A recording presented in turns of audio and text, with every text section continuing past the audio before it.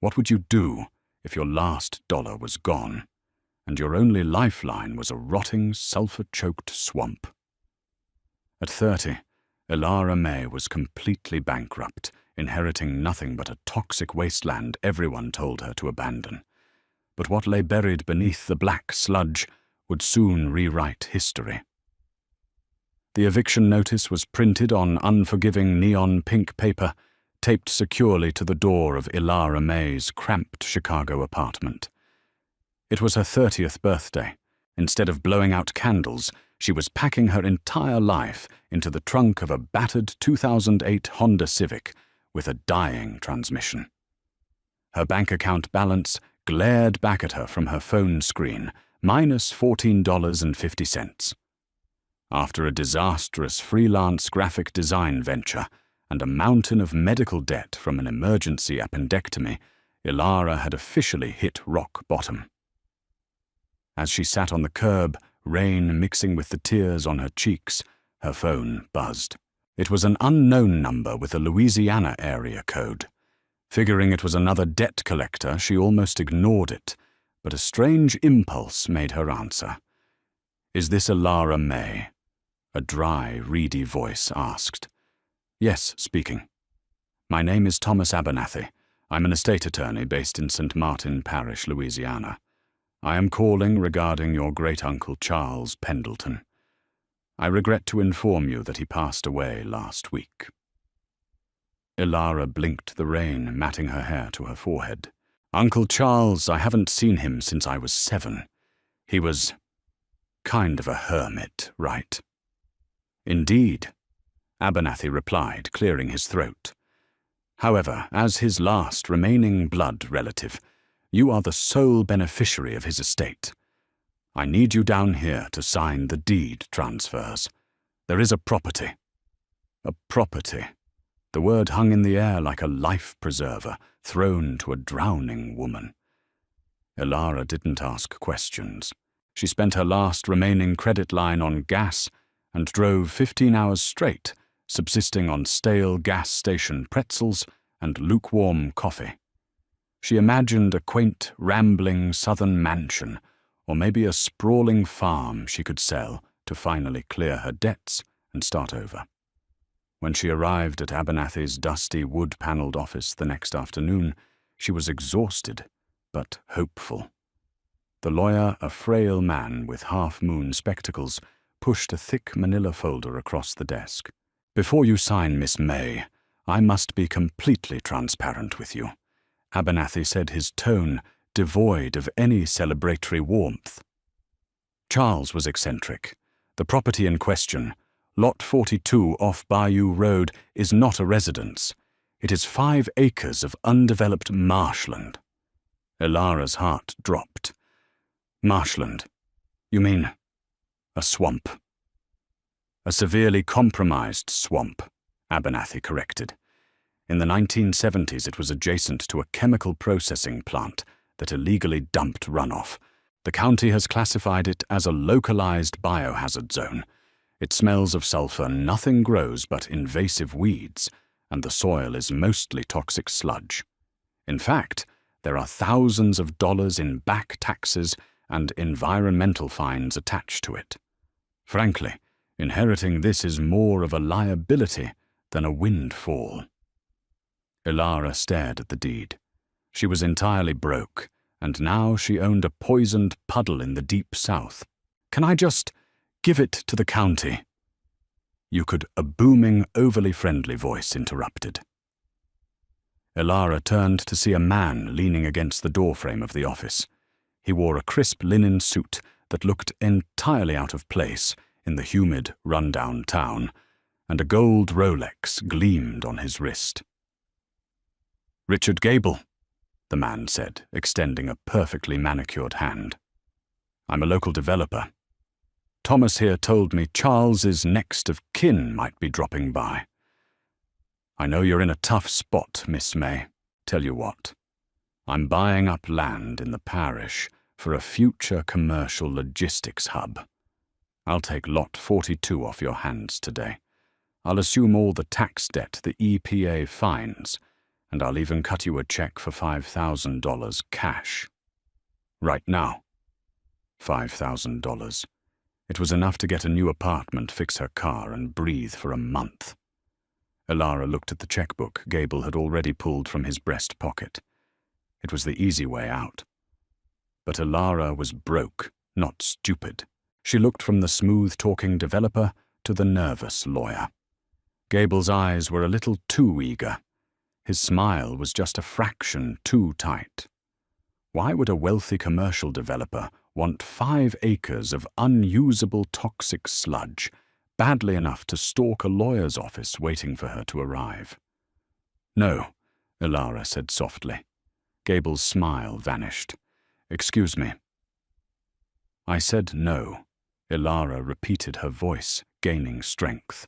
If it's a worthless biohazard, you wouldn't be offering to pay my fines and give me $5,000. I'm going to look at my property first. Gable let out a harsh, patronizing laugh. Suit yourself, little lady. But when the county hits you with a lien next week, my offer drops to $500. Don't say I didn't warn you. An hour later, Elara stood at the edge of Lot 42, fighting the urge to vomit. Abernathy hadn't been exaggerating. The property was a nightmare. A thick, iridescent sheen of oily chemicals floated on the surface of the black, stagnant water. Dead, skeletal cypress trees clawed at the humid sky. The air was thick with mosquitoes and the distinct, rotting egg stench of sulfur. She walked cautiously along the muddy embankment. Her shoes sank an inch into the black sludge with every step. She was 30 years old, utterly alone, standing in a literal toxic dump. She fell to her knees in the mud and finally let out a raw, screaming sob of frustration. She had lost everything, but as her hand slapped the ground in anger, her fingers brushed against something hard and unnaturally sharp, jutting out from the eroding bank. It wasn't a rock. It was a piece of rusted heavy-gauge steel, completely foreign to the natural landscape. Elara wiped her eyes, leaving streaks of black mud across her face. She stared at the metal. Gable's desperate offer echoed in her mind. What are you hiding in this swamp? She thought. Elara didn't have money for a hotel. That night, she bought a cheap leaky tent from a local hardware store, using the last of her loose change, and pitched it on the only patch of dry, elevated dirt near the edge of Lot 42. Dinner was a can of cold-baked beans. The locals had already heard about her. When she had stopped at a roadside diner to use the restroom, she caught the whispers. That's Charles's crazy niece, the one who kept the poison pit. A waitress named Brenda had taken pity on her, slipping her a free cup of black coffee and a warning, "Watch out for Richard Gable Honey. He's been trying to buy your uncle's lot for 5 years. He practically bullied the old man into an early grave over it." That confirmed Elara's suspicions. There was a secret here, buried under decades of sludge and decay. The next 3 days were a grueling test of endurance. Elara fashioned a makeshift shovel out of a rusted piece of sheet metal she found on the highway and bought a cheap trowel. From dawn until dusk, she dug around the strange piece of steel she had found protruding from the bank. The work was horrific. The swamp mud was thick, heavy, and smelled like a decaying corpse. Leeches attached themselves to her calves, and the blistering Louisiana sun cooked her shoulders dark red. Yet as she dug, the shape of the object began to reveal itself. It wasn't just a piece of scrap metal. It was a roof. By the evening of the 3rd day, Elara had uncovered the corner of a massive, boxy vehicle. It was entirely encased in hard, calcified mud and rust, but she could make out the heavy rivets along the seams. It looked military or perhaps industrial. That night the sky turned a bruised, violent purple. A severe late summer squall, the kind that locals call a hurricane light, rolled off the Gulf. Elara huddled in her fragile tent as torrential rain battered the canvas. Thunder shook the ground, and she could hear the swamp waters rising, churning violently. She terrified she would be washed away, swallowed by the toxic mud. When the storm finally broke, just after dawn, Ilara crawled out of her collapsed tent, soaked to the bone and shivering. She looked toward the excavation site and gasped. The torrential floodwaters had caused a massive mudslide along the bank. Thousands of pounds of sludge that had been locked in place for decades had been ripped away by the storm's fury, pulling the water level back and exposing the muddy basin. There, resting at an angle in the muck, was the vehicle. Ilara slid down the muddy embankment, ignoring the filth seeping into her clothes. It was a truck, but unlike any truck she had ever seen. The tires had long since rotted away, but the heavy reinforced steel chassis remained. It had a blunt, terrifyingly thick grille, and the windshield was completely covered by slotted steel armor plates. It was an armored transport vehicle, and based on the sloping hood and the distinct circular headlights, it was incredibly old. 1920s or 1930s. Ilara waded waist-deep into the oily water, her heart hammering against her ribs like a trapped bird. She reached the rear of the truck. The back doors were secured by a massive, rusted padlock the size of a brick. The metal was heavily corroded, eaten away by the acidic water of the swamp, but it had held together. She needed to get inside. Ilara scrambled back up the bank and grabbed the heavy crowbar she had bought for her car trunk weeks ago. She practically fell back down the slope, rushing to the back of the sunken armored car. She wedged the flat edge of the crowbar into the gap between the heavy steel doors, right above the rusted lock. She pulled with all her might. Her muscles screamed, her boots slipping in the foul mud. Nothing happened. She repositioned her feet, let out a feral yell, and threw her entire body weight backward. With a deafening crack that echoed across the dead cypress trees, the rusted hinge sheared completely off. The heavy left door groaned, fighting decades of sediment, and then swung open a few inches, releasing a trapped pocket of foul, ancient air. Ilara peered into the darkness of the truck's cavernous interior. At first it was just shadows and mud. The bottom half of the interior was filled with swamp water, but as her eyes adjusted to the gloom, she saw them. Stacked along the back wall were dozens of heavy, rotting canvas sacks and several reinforced metal lockboxes. The fabric of the nearest sack had completely deteriorated, torn open by time and water. Spilling out of the rotten canvas, resting directly in the toxic black sludge, were heavy rectangular bars. Even under the layer of grimes, they didn't rust. They caught the faint morning light gleaming with an undeniable heavy yellow luster. Gold. Ilara reached a trembling hand into the murky water and pulled one of the bars out. It was shockingly heavy, maybe 10 pounds, and stamped with a faded insignia she couldn't immediately recognize, alongside a date, 1928. She dropped the bar into the mud, falling back against the bank, her mind spinning into absolute overdrive. She was sitting in a toxic swamp, holding a piece of raw bullion. Suddenly the sound of a diesel engine broke the morning silence. Ilara scrambled up the bank heart in her throat. A large black SUV was idling at the edge of the property line. The tinted window rolled down, and Richard Gable stared out at the property. He couldn't see Ilara down in the ditch, but he was holding a pair of high-powered binoculars, scanning the tree line. Ilara hit the dirt, pressing her face into the foul-smelling mud, holding her breath. Gable wasn't just a greedy developer. He knew what was out here. And if he found out Ilara had just unearthed a fortune, a few legal threats would be the least of her problems. She needed help. She needed someone who understood the history of this cursed town, someone who couldn't be bought by Richard Gable. Ilara waited until the SUV finally drove away before pulling out her waterlogged phone. Miraculously, it still had a sliver of battery. She remembered the waitress Brenda mentioning a local historian at the community college who was obsessed with the county's bootlegging past. Ilara wiped the mud from her screen and began to search. The real fight for Lot 42 was just beginning. Ilara sat in the cramped, dusty office of Dr. Harrison Caldwell at the St. Martin Parish Community College.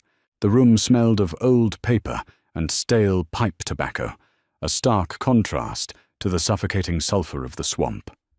Caldwell, a man in his late 60s, with wild grey hair and a tweed jacket that had seen better days, squinted at the screen of Ilara's waterlogged phone. "I know it's blurry," Ilara said, her hands still shaking slightly from the adrenaline of the morning. "But you can see the stamp, 1928, and there's an eagle insignia right above it." Caldwell didn't speak. He pushed his chair back, walked over to a towering filing cabinet, and began frantically rifling through a drawer labeled 1920s. Unsolved. He pulled out a thick yellowed manila folder and slammed it onto his desk.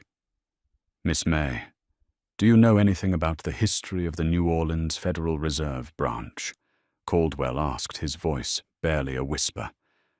"Only that it handles money," Ilara replied, wiping a speck of dried mud from her cheek.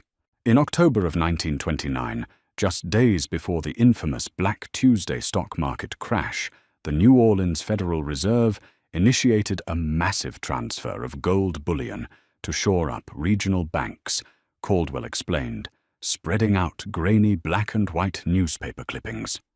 An armored transport vehicle, custom-built by the Brinks Express Company, was dispatched carrying exactly $2 million in gold bars.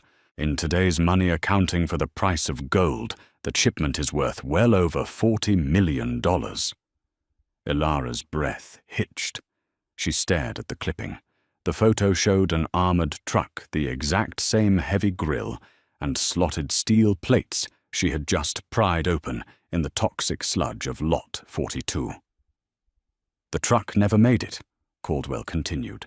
"According to the Pinkerton National Detective Agency reports from the era, it vanished on a rural stretch of Bayou Road during a torrential rainstorm. The guards were never found. The local authorities blamed bootleggers, specifically associates of the notorious mobster Frank Costello, who was running rampant in Louisiana at the time, but the gold was never recovered." "And Richard Gable," Ilara asked, the pieces rapidly falling into place. "Why is he so obsessed with my uncle's property?" Caldwell smiled grimly. He tapped a finger on a name listed in the 1929 police report. "Because the driver of that armored car, the man the Pinkertons suspected of engineering the heist and driving the truck off route, was a man named Jeremiah Gable, Richard's grandfather." The room went dead silent. Ilara felt a chill run down her spine that had nothing to do with her damp clothes.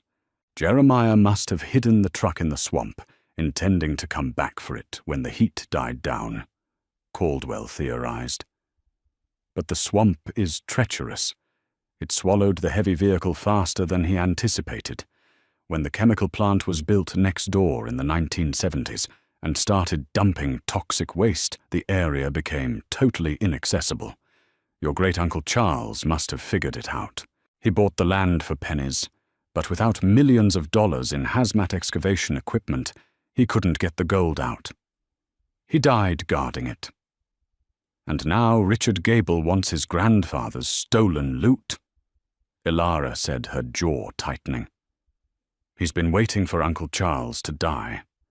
That's why he offered me $5,000 today to walk away. If Gable gets his hands on that bullion, it will disappear into the black market overnight, Caldwell warned. We need a plan, Ilara, and we need to move fast. Gable is losing his patience. Ilara didn't have money, but she finally had leverage. She borrowed Caldwell's office phone and made 3 highly strategic calls.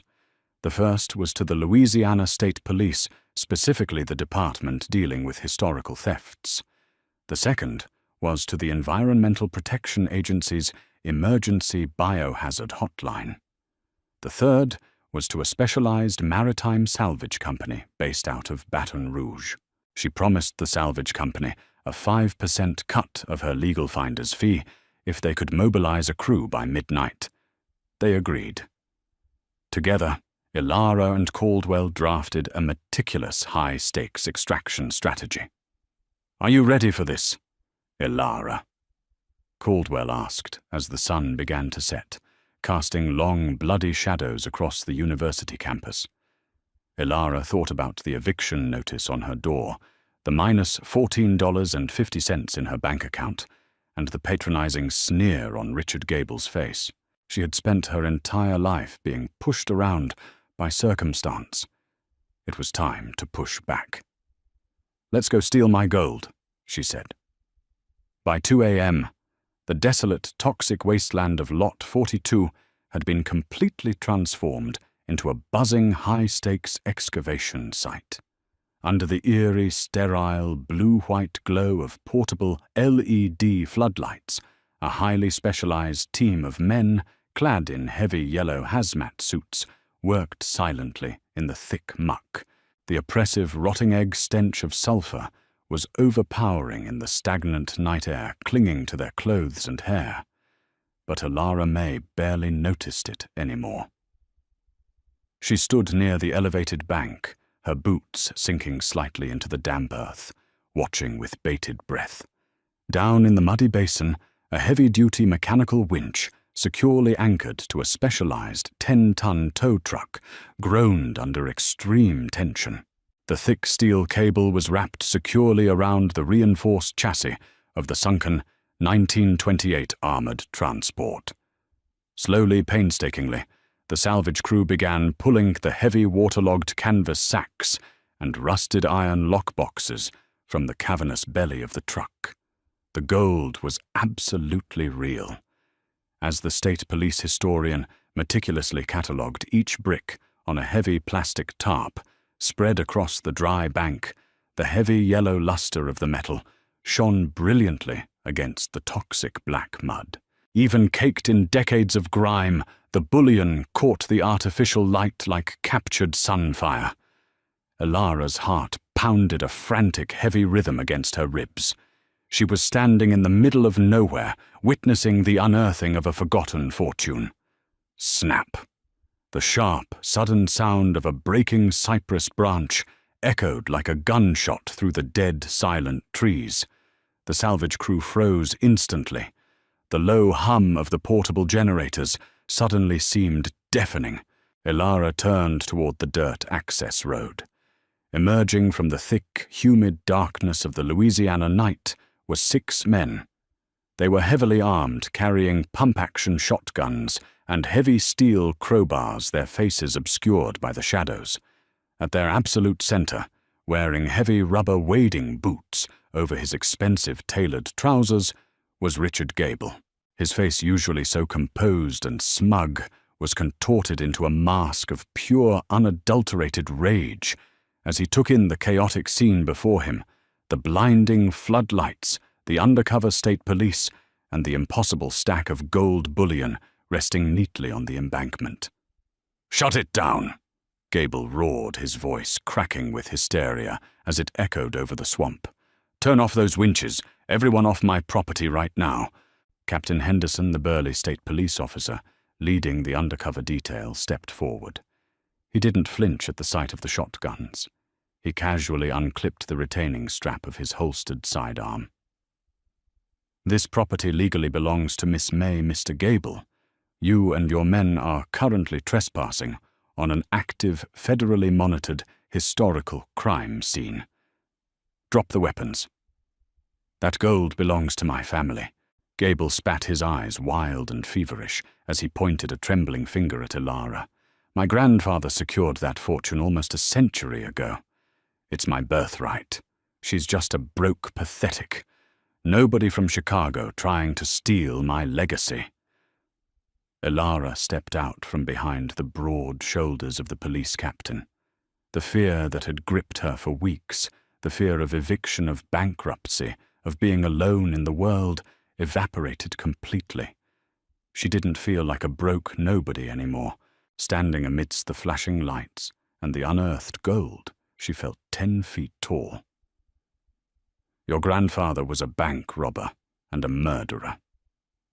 Richard, Elara said, her voice ringing out clear and steady over the stagnant water.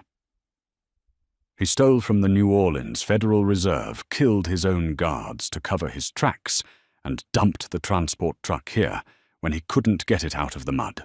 But the theft isn't even the worst part of your family's legacy, is it?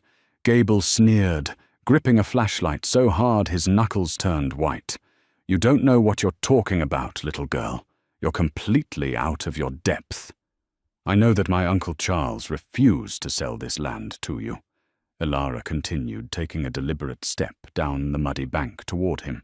And I know that in the late 1970s, when the chemical processing plant next door suddenly started dumping hundreds of thousands of gallons of toxic sludge directly onto Lot 42, making the land completely unlivable. Your holding company, Gable Enterprises, owned that plant. The remaining color drained entirely from Gable's face. The armed men standing behind him shifted uncomfortably, suddenly realizing they had stepped into something far worse than a simple property dispute. You couldn't legally force Charles off his land, so you intentionally poisoned it. Elara stated the final pieces of the horrific puzzle perfectly locking together in her mind. You deliberately turned a thriving ecosystem into a toxic biohazard just to run an old man out of his home, hoping the county would seize the land for unpaid taxes so you could swoop in, buy it at a public auction for pennies, and dig up the gold. You didn't just inherit stolen money, Richard. You destroyed an entire environment and tormented my uncle to get it. Right on cue, from the deep shadows of the tree line directly behind Gable's crew, 4 more state police cruisers suddenly flipped on their light bars, illuminating the entire swamp in a blinding, chaotic storm of flashing red and blue. A dozen heavily armed tactical officers emerged from the brush weapons raised completely surrounding Gable and his hired thugs. Richard Gable, Captain Henderson announced, pulling out a heavy pair of steel handcuffs. You are officially under arrest for armed trespassing conspiracy to steal federal property, and based on the comprehensive EPA dossier Miss May provided us this afternoon, severe violations of the Clean Water Act and the illegal deliberate dumping of hazardous materials. Gable didn't even attempt to fight back. The shotguns clattered to the dirt as his men immediately surrendered, as the police stripped Gable of his flashlight and forcefully pressed him against the hood of a muddy cruiser. He locked eyes with Elara one last time. The arrogant, smooth-talking corporate developer was entirely gone, replaced by a desperate, fundamentally ruined man. "It's mine," he muttered under his breath, his voice cracking into a pathetic sob as the officers shoved him into the back of the patrol car. It was supposed to be mine. Elara watched the red taillights slowly fade down Bayou Road, letting out a long, shuddering breath that she felt she had been holding for her entire 30 years of life. The ensuing legal battle was a complex labyrinth that took nearly 6 months to fully resolve, but it was undoubtedly the most triumphant period of Elara's life. Because the recovered bullion originally belonged to the New Orleans Federal Reserve, which had long since been financially reimbursed by a massive, now defunct insurance conglomerate, the ancient maritime laws of salvage and historical recovery were applied to the case. As the rightful legal owner of the property where the historical asset was recovered, and as the individual who directly orchestrated the safe, ecologically conscious retrieval of the hazardous site, Elara was legally awarded a staggering 20% finder's fee based on the bullion's current inflated market value. When the dust finally settled, she walked away with a certified check for $8.4 million. Richard Gable, meanwhile, was indicted on dozens of severe federal charges. Gable Enterprises was mercilessly liquidated by the government, and the millions of dollars seized from his various offshore accounts were forcefully redirected by the Environmental Protection Agency to completely dredge clean and restore the St. Martin Parish marshlands. Elara didn't buy a sprawling mansion, and she didn't buy a fleet of luxury sports cars. She paid off her crushing medical debts in full, bought a reliable, sturdy SUV, and used the bulk of her newfound wealth to establish the Charles Pendleton Foundation, a heavily funded, non-profit, dedicated strictly to the historical preservation and ecological restoration of Louisiana's endangered swamplands.